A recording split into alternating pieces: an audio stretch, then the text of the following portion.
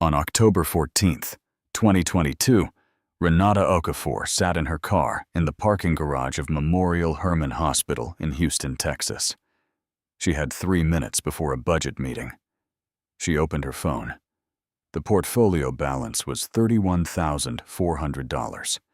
14 months earlier, she had made her first deposit, $22,000. Since then, she had added more, in careful, deliberate increments, until the total deposited reached $128,000. She did not make a sound. She closed the app, checked her reflection in the rearview mirror, and walked into the building. The Q4 budget meeting started at 2 o'clock. She was on time. The account was down $96,600. Not one of those trades was impulsive. Every purchase had been preceded by research, a calculation, a price she had decided she was willing to accept. Everyone was wrong. Renata Okafor was 38 years old and had worked in Houston for 11 years. She managed budget and scheduling operations for a large hospital network, overseeing a department of 14. She was not someone who made careless decisions. She had been promoted twice in 6 years. Her rent was paid on time every month. Her car note was current. She kept $14,000 in an emergency savings account and checked it quarterly. The balance never surprised her. Her mother, Grace Okafor, died in March 2020. It was COVID. Renata could not be in the room. She flew to Dallas afterward and sat in a house that had not been touched yet. The silence was specific. Grace had left her $45,000, not inherited wealth. A life's careful accumulation, second jobs, small deposits, decades of deliberate discipline. Renata understood exactly what each dollar of that money had cost to save. For 14 months, she kept the $45,000 in a savings account. She watched the market climb through 2020 and into 2021. She heard colleagues talk about gains at lunch. She listened and said nothing. In May 2021, a coworker named Jerome showed her a brokerage screenshot on his phone. He had turned $30,000 into $91,000 in 18 months. He was not bragging. He was showing her that it was possible. That evening, Renata went home and spent 4 hours reading. She looked at charts. She read about dollar cost averaging, about index positions, about long-term compounding. This did not begin with greed. It began with curiosity. If you want to see how 14 months of careful, research-driven decisions became a $96,600 loss, here is what I ask. Subscribe. Drop a like if this one hit close. Tell us in the comments, have you ever kept buying as something fell, believing the math would eventually catch up? Back to Renata. She made her first purchase in July 2021. $22,000, spread across technology stocks she had researched, companies with real revenue, real earnings, names she recognized. She did not buy on margin. She did not borrow. She built a spreadsheet. She tracked every position, entry price, current price, percentage down, the target price needed to break even. The strategy had a name, dollar cost averaging. She had read about it in 3 separate places. By September 2021, several positions were down 12%. She was not alarmed. Everything she had read, every article, every forum post, told her this was expected. Markets correct. Patient investors recover and profit from the dip. She was right about one thing. Markets do recover. She was wrong about one thing. She assumed the recovery was close. 6 months, maybe 9. That assumption was the weight under everything that followed. In October 2021, Renata moved $18,000 from her mother's savings into her brokerage account. The positions were lower now. In the logic of dollar-cost averaging, that was not a warning. That was an opportunity. She bought more. Most people look at the first purchase and decide that is where it went wrong. That is not this story. By November 2021, the Nasdaq had begun a steady, incremental decline. Renata's average cost basis was now significantly higher than market price. She recalculated.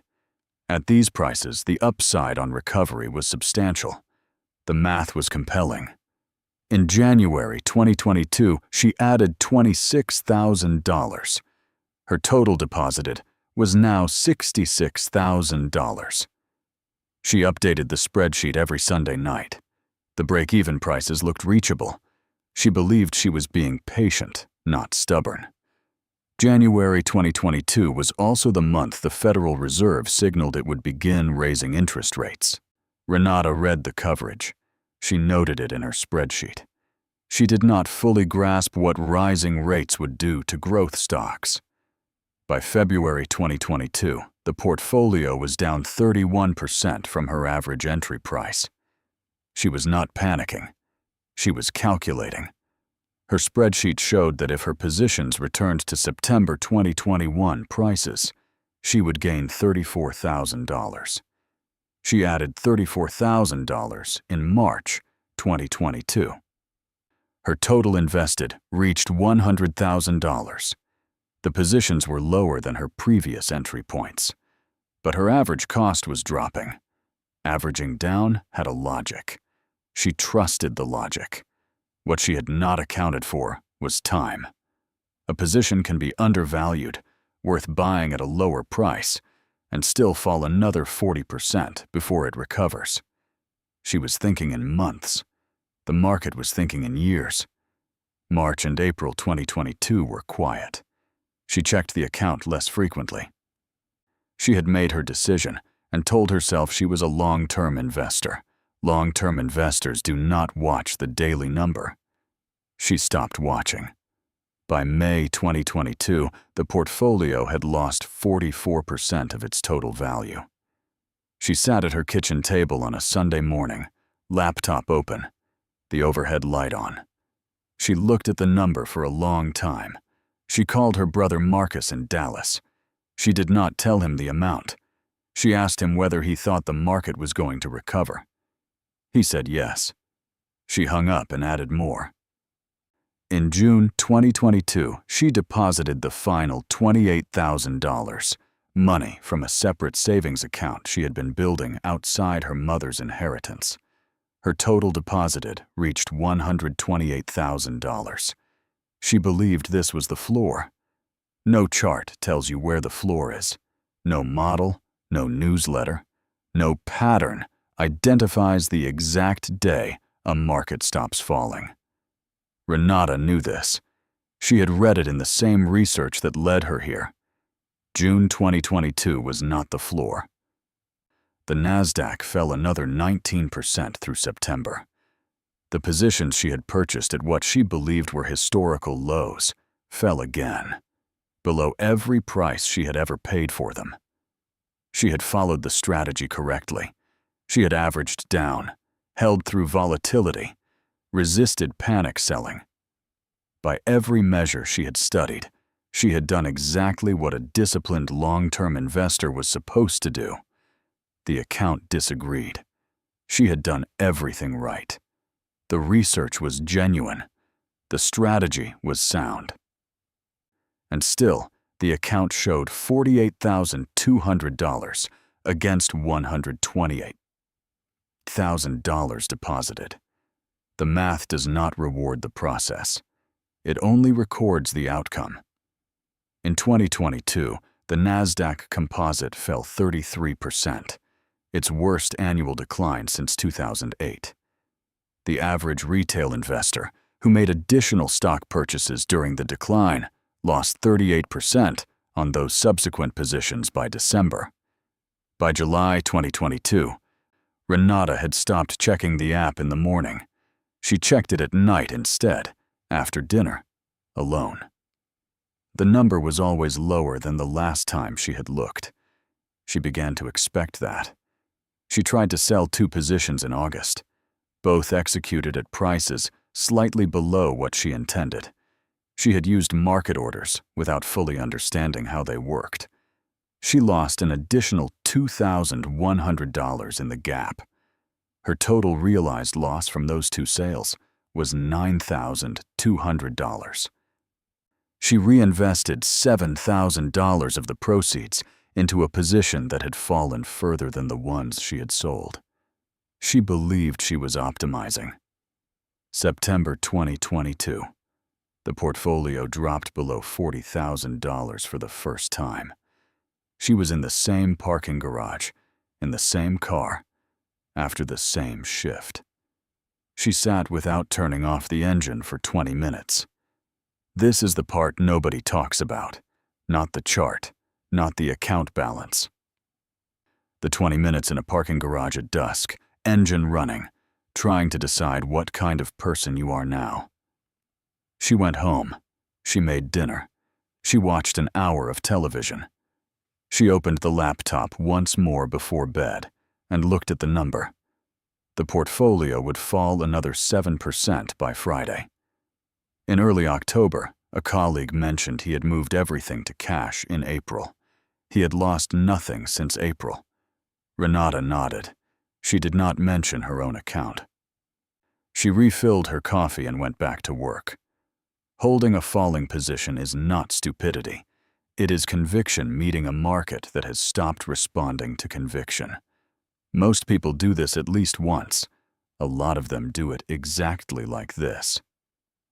On the morning of October 14th, 2022, she opened the app in the parking garage 1 minute time before the meeting. The balance was $31,400. She closed it. She checked her reflection. She went inside. In December 2022, Renata liquidated every remaining position.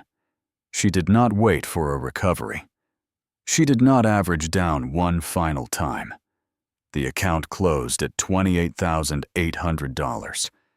She had deposited $128,000 over 14 months. The $45,000 her mother had saved over decades was gone. Technically, $8,000 of it remained in the account at liquidation, but the math does not separate her savings from Grace's. The number that came out was $28,800. She did not tell her brother Marcus the full amount. She told him the market had been rough, that she had lost some money, that she was stepping back from investing. He said that was a smart call. She moved her 401k contributions into a stable value fund. She opened a new savings account and began rebuilding. The annual return was 2.4%. She did not complain about the rate. She did not touch it. She still works at the same hospital in Houston. She still drives the 2018 Honda CR-V, dark charcoal, papers on the passenger seat. Her emergency fund is back above $10,000. She does not have a brokerage account. The spreadsheet is still on her laptop desktop. The one she built in 2021 with the cost basis calculations, the projected returns, the break-even prices. She has not opened it since November 2022. This wasn't the only time this happened.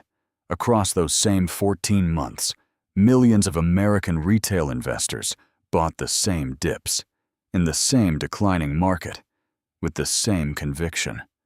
Most of them reached the same number. It made sense. At the time,